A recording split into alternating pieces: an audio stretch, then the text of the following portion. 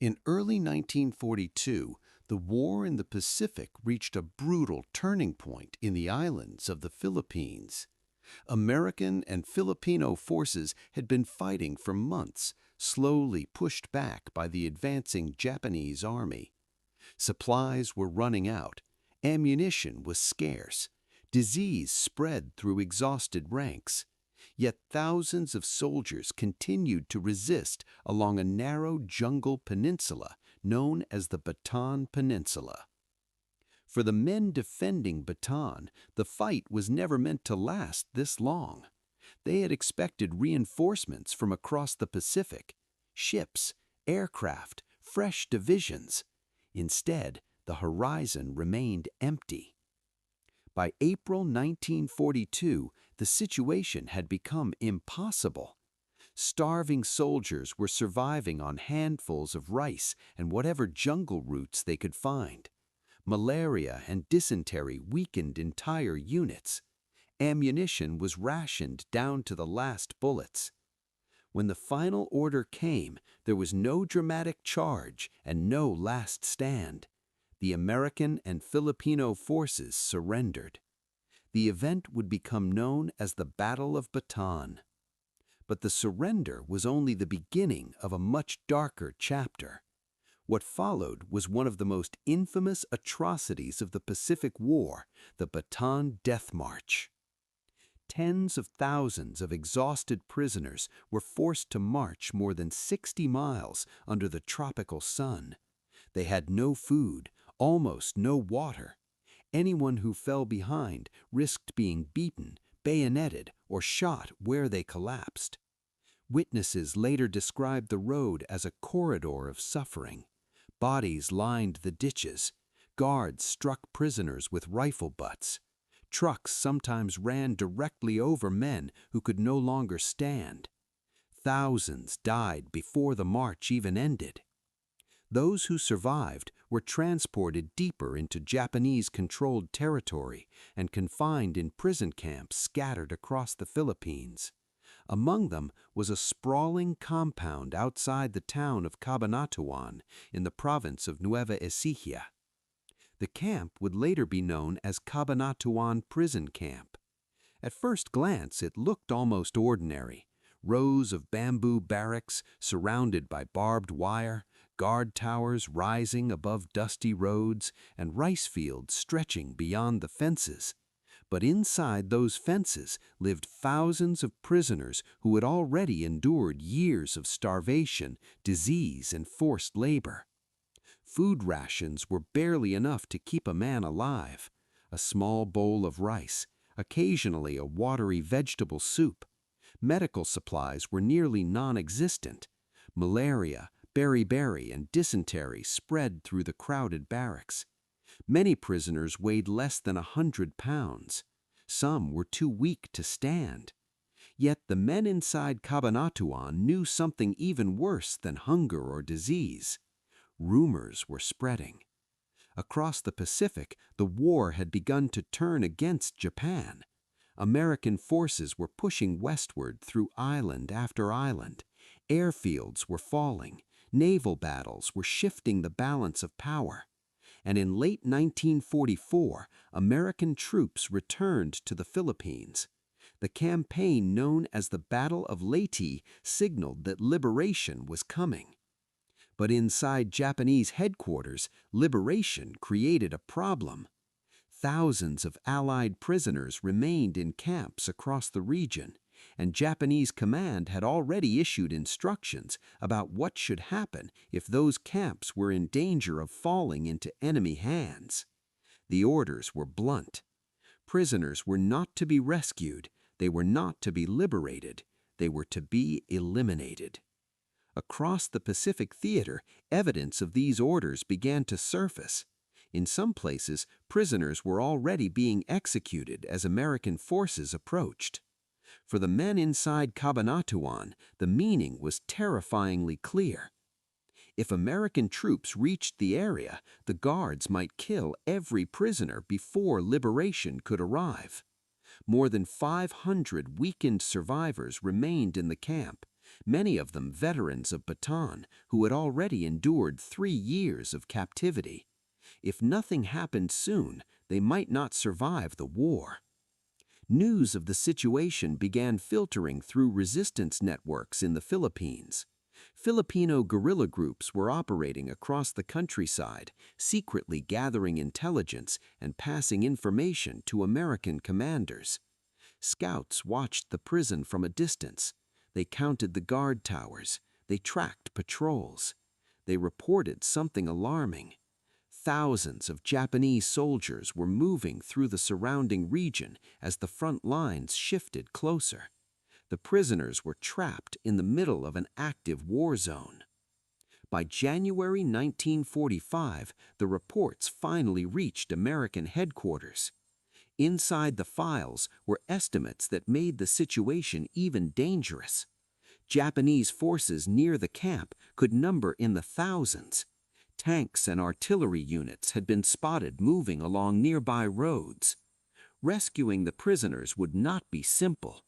It would require moving deep into enemy-controlled territory. It would require surprise, speed, and absolute precision. To even attempt it would mean sending a small force behind Japanese lines, surrounded by an enemy that outnumbered them dozens of times over. But time was running out. American commanders began searching for a unit capable of carrying out such a mission. The answer came from an elite force trained for exactly this kind of operation, the 6th Ranger Battalion. The Rangers specialized in stealth raids, deep reconnaissance, and lightning assaults. Small groups of highly trained soldiers who could move quickly and strike with precision. Supporting them was another shadowy unit few people had ever heard of, the Alamo Scouts. The Scouts operated far ahead of American lines, slipping through jungles and villages in disguise, quietly gathering information about Japanese positions. They were the eyes and ears of the operation.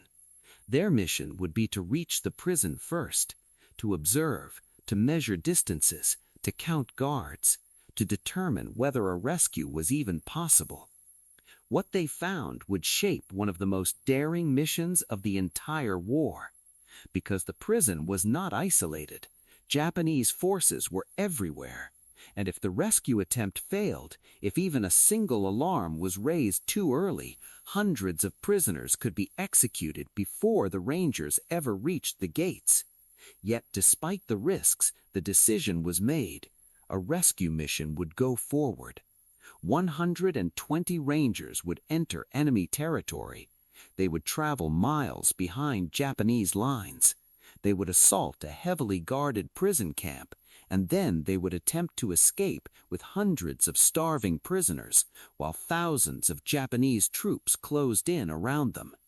It was a plan that depended entirely on surprise, speed, and luck. Because once the shooting started, there would be no reinforcements, no air support, no second chances. Only a narrow window between rescue and catastrophe. And that window was already beginning to close. By January 1945, the war in the Philippines had entered a dangerous new phase.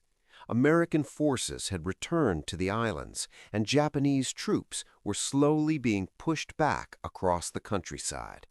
But in the middle of this shifting battlefield stood a prison camp filled with men who had already survived nearly 3 years of captivity.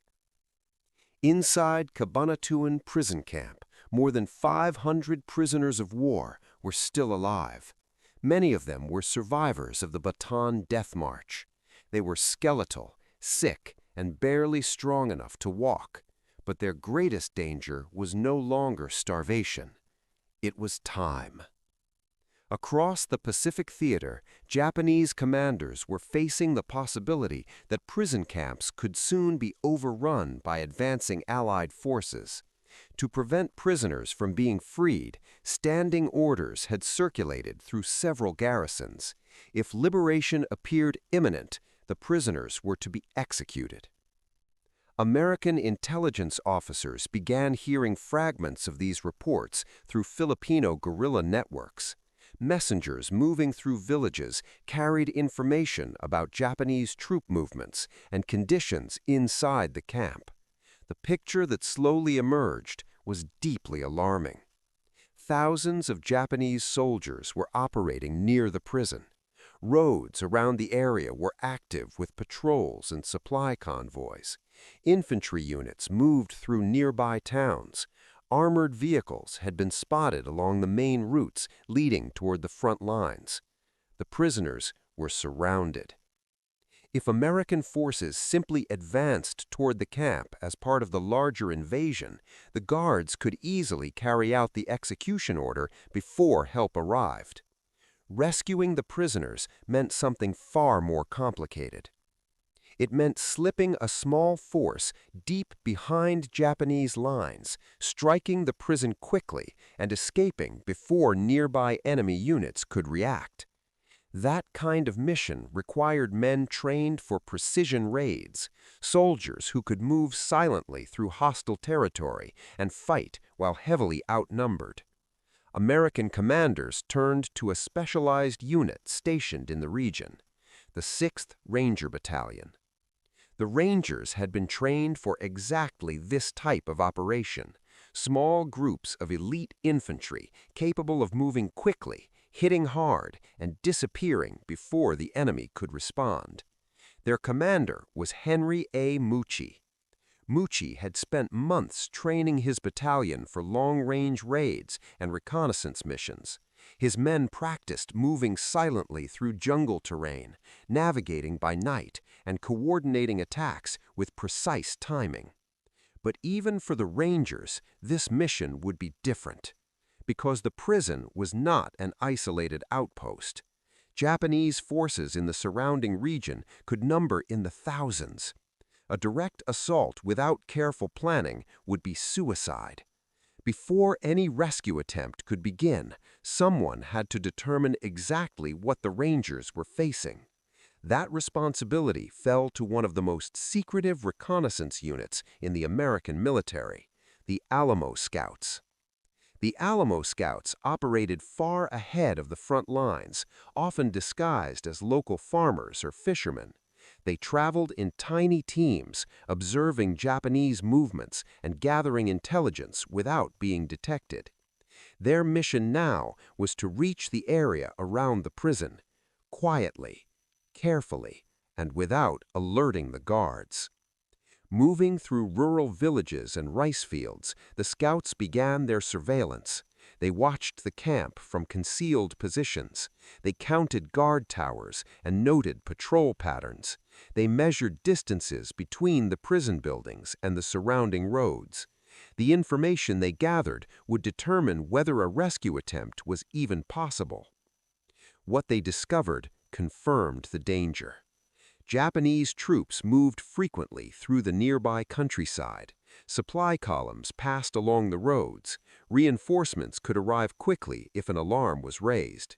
Even worse, the terrain around the prison created a major tactical problem. The final approach to the camp was almost completely open. Anyone attempting to attack the prison would have to cross hundreds of yards of flat ground, fully exposed to machine guns from the guard towers. In daylight, such an assault would be impossible. Even at night, the risk was enormous. Yet the scouts also discovered something that changed everything.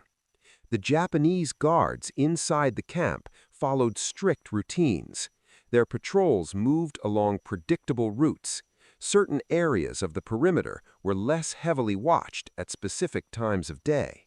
And beyond the prison itself, Filipino guerrilla fighters were operating throughout the surrounding region. One of the most capable leaders among them was Juan Pahota. Pahota and his men knew the terrain intimately.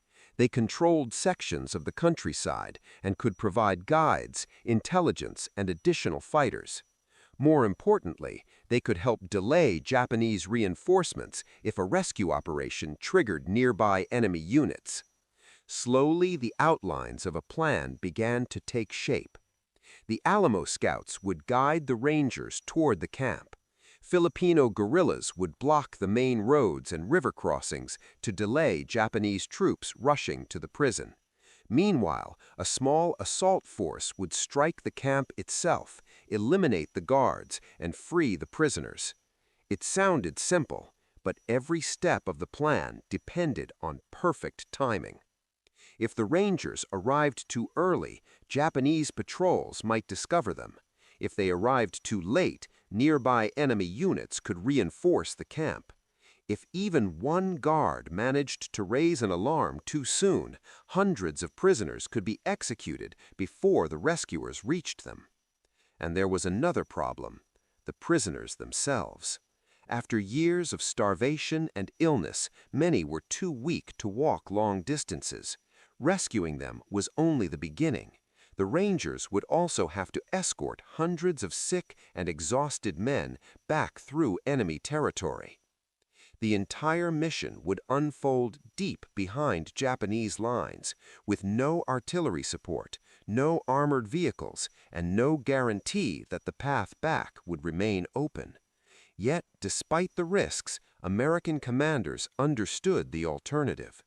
If they waited for the advancing front lines to reach the camp, it might already be too late. Every day increased the danger. Every hour brought the possibility that the execution orders would be carried out. The decision was finally made. The rescue mission would go forward. A small force of Rangers would move toward the prison under cover of darkness, guided by scouts and protected by Filipino guerrillas. Their objective was simple: reach the camp, free the prisoners, and escape before thousands of Japanese troops realized what had happened. But even the most careful plan could not change one brutal fact. If the Rangers were discovered too early, they would be surrounded by an enemy force that outnumbered them dozens of times over. And once the shooting started, there would be no turning back. The plan was set in motion in the final days of January 1945. American forces were advancing across the Philippines, pushing Japanese units north across the island of Luzon. Behind the shifting front lines, however, the prisoners inside Cabanatuan prison camp were still trapped. More than 500 men remained inside the camp. Most of them were survivors of the Bataan Death March, and nearly 3 years of captivity had left them dangerously weak. Some could barely stand. Others were suffering from malaria, dysentery, or severe malnutrition. If the rescue mission succeeded, these men would have to move quickly across miles of open countryside. If it failed, they would almost certainly die. On the afternoon of January 28th, a column of Rangers quietly left American lines and began moving toward the prison. The assault force came from the 6th Ranger Battalion, led by their commander, Henry A. Mucci. The journey would take them more than 30 miles through territory still controlled by Japanese forces. Moving in small groups, the Rangers traveled along narrow trails and dirt roads, guided by Filipino guerrillas who knew the land intimately. Villages passed quietly in the distance. Rice fields stretched across the plains. Every movement had to remain hidden. Japanese patrols operated throughout the region. At any moment, a chance encounter could expose the entire mission. To reduce the risk of detection, the Rangers traveled mostly at night. During the day, they remained concealed in groves of trees or abandoned huts, waiting for darkness before continuing forward.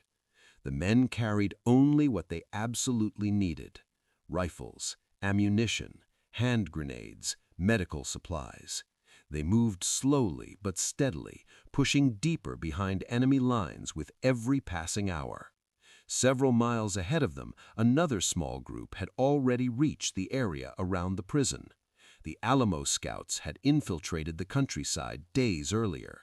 Disguised as local farmers, they watched the prison from concealed positions among the fields and irrigation ditches. From these hidden vantage points, the Scouts observed the camp's routines. Guard patrols followed predictable routes. Searchlights swept across the perimeter at regular intervals. Japanese soldiers moved between the barracks and the watchtowers in patterns that repeated every evening. The scouts measured distances carefully. 300 yards separated the nearest tree line from the prison fence.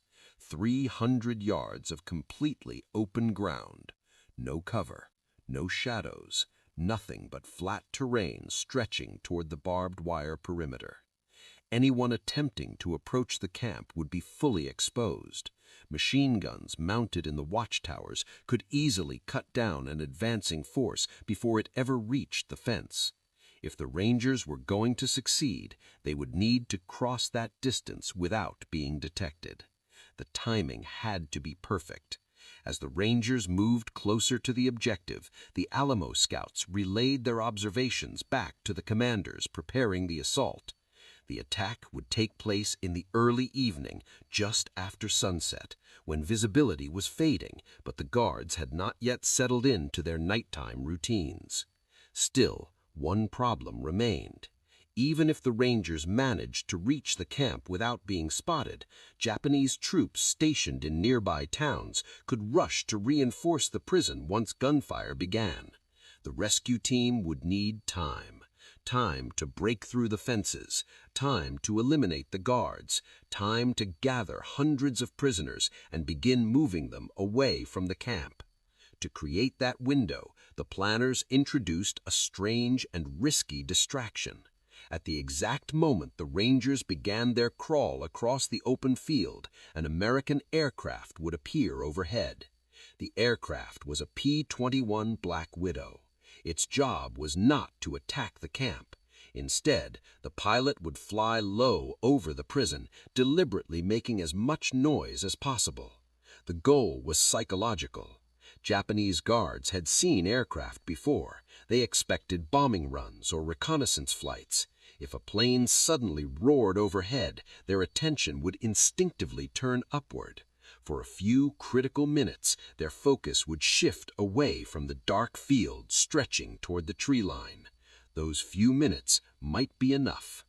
On the afternoon of January 30, the Rangers finally reached their final staging area. They were now less than a mile from the prison. The men rested quietly in tall grass and scattered trees, checking their weapons and waiting for the signal to move. Filipino guerrillas had already spread out along nearby roads and bridges, preparing to block any Japanese reinforcements rushing toward the camp. As the sun began to sink toward the horizon, the Rangers crawled into their attack positions along the edge of the field. In the fading light, they could see the prison in the distance.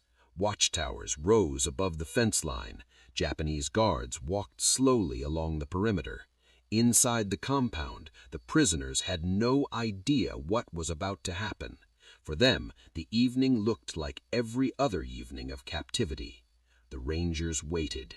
Then, just as the last light of day slipped below the horizon, the sound of an aircraft engine suddenly echoed across the sky.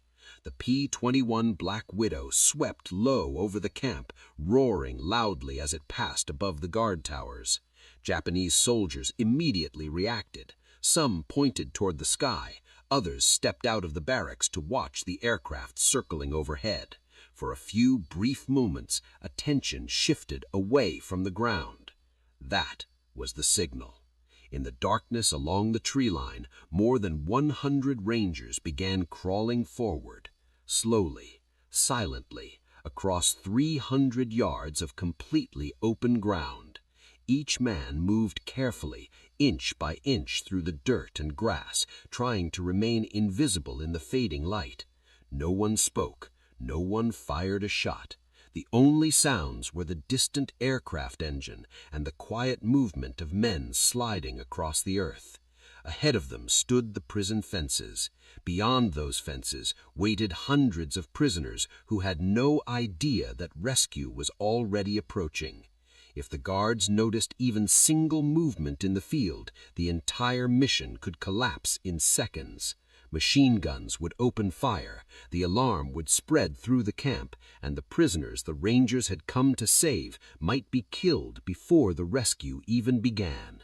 But the men kept moving, forward, closer, closer to the fence, closer to the moment when silence would end and the battle would begin. The first shots erupted just seconds after the Rangers reached the outer perimeter of Cabanatuan prison camp. What had been a silent crawl across open ground suddenly exploded into violence. Ranger teams rushed the guard towers and perimeter positions with precise, rehearsed movements. Machine guns and rifles opened fire almost simultaneously, cutting down the Japanese sentries before they could organize a defense. Within moments, the quiet prison camp had turned into a battlefield. The guards had been caught completely off guard. Many never even reached their weapons. Inside the camp, prisoners jolted awake or stumbled from the barracks, confused by the sudden noise. For nearly 3 years, they had lived under strict rules, where the sound of gunfire usually meant punishment or execution. Now, the sound was different. It was coming from outside the fences. Rangers moved quickly through the compound, kicking open doors and shouting instructions to the prisoners. Many of the men inside the barracks could barely process what was happening. Some thought it was a trick. Others believed the guards were preparing another punishment. When the Rangers yelled that they were Americans and the prisoners were being rescued, disbelief spread through the camp. Some prisoners were so weak they struggled just to stand. Others were crying. For the Rangers, there was no time to explain. They moved rapidly through the compound, eliminating the remaining guards and guiding the prisoners toward the exits that had been cut through the fences. The assault itself lasted only minutes, but outside the camp, the situation was about to become far more dangerous. The gunfire had not gone unnoticed. Japanese units stationed throughout the region were already reacting. Patrols along nearby roads heard the shooting and began moving toward the prison to investigate. Within a short time, reinforcements would start arriving. The success of the entire rescue operation now depended on the men positioned miles away from the camp. Filipino guerrilla fighters had spread out across the countryside hours earlier, preparing to block the most likely routes Japanese troops would use to reach the prison. Their leader was Juan Pahota, a former officer who understood the terrain of the region better than anyone. One of the most critical positions lay along a narrow crossing near the Kabu River. The river cut across the landscape like a natural barrier. Any Japanese reinforcements moving from nearby towns would have to cross a bridge near this location before they could reach the prison. Pahota understood exactly what that meant. If his men could control that crossing, they could delay the reinforcements long enough for the Rangers to escape with the prisoners. The guerrillas moved into position along the riverbanks, setting up ambush points in trees, behind rocks, and along the road leading to the bridge. Their weapons were a mix of captured rifles, old carbines, and whatever ammunition they could find. They were not heavily equipped, but they had something far more valuable: preparation. Pahota had carefully studied the terrain and placed his fighters where they could concentrate their fire on the narrow road leading to the bridge. Any force approaching from that direction would be forced into a tight corridor, unable to spread out or maneuver. It was a killing zone. Not long after the attack began at the prison, the first Japanese vehicles appeared on the road. Headlights cut through the darkness as trucks and armored vehicles raced toward the sound of gunfire. Soldiers packed into the vehicles expected to confront a small raid. What they encountered instead was a sudden wall of gunfire erupting from both sides of the road. The guerrillas opened fire as the lead vehicles reached the bridge. Bullets slammed into the trucks, forcing drivers to brake suddenly, while soldiers scrambled for cover. The narrow road prevented the vehicles behind them from turning around or spreading out. In seconds, the entire column became trapped. More guerrilla fighters opened fire from concealed positions along the riverbanks. Rifles cracked through the night as Japanese soldiers tried to organize a response. Some attempted to push forward across the bridge, only to be met with concentrated fire from multiple directions. The road had become a trap. Japanese troops tried to deploy heavier weapons, but the terrain worked against them. The confined space of the crossing meant they could not effectively bring their full numbers to bear. Meanwhile, inside the prison camp, the Rangers were racing against time. More than 500 prisoners were now being guided out through the broken fences. Many of them were so weak they could barely walk. Rangers and Filipino fighters helped support them, lifting the weakest men onto makeshift stretchers or carrying them across the fields. The rescue had succeeded, but escaping was another matter. Every passing minute increased the risk that Japanese reinforcements would break through the guerrilla roadblocks and reach the prison. At the river crossing, the battle continued to intensify. Japanese soldiers attempted several pushes across the bridge, bringing machine guns and heavier weapons into position. Each time they advanced, the guerrillas unleashed another volley of fire from the surrounding darkness. One moment during the fight would later become part of the operation's legend. Among the Filipino fighters was a young man who had never fired a weapon in combat before. When the battle erupted, he found himself holding a rifle and facing advancing soldiers across the crossing. With no training and almost no experience, he aimed and fired. The shot struck one of the Japanese soldiers attempting to lead the push across the crossing. The sudden loss of the lead attacker disrupted the movement of the group behind him, buying the guerrillas precious seconds to maintain control of the road. Moments like that were happening everywhere along the line. Small actions by individual fighters slowed the enemy just enough to keep the road blocked. Back at the prison camp, the last of the prisoners were now moving away from the compound.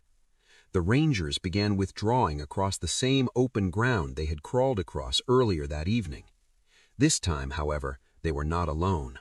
Hundreds of rescued prisoners moved slowly beside them.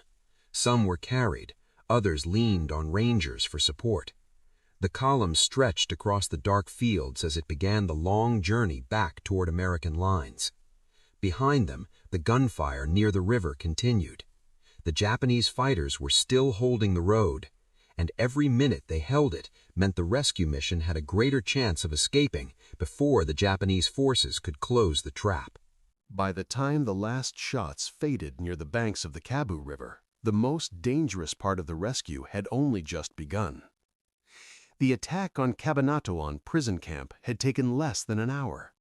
The guards were defeated, the gates had been breached, and more than 500 prisoners were now outside the camp. But freedom did not mean safety.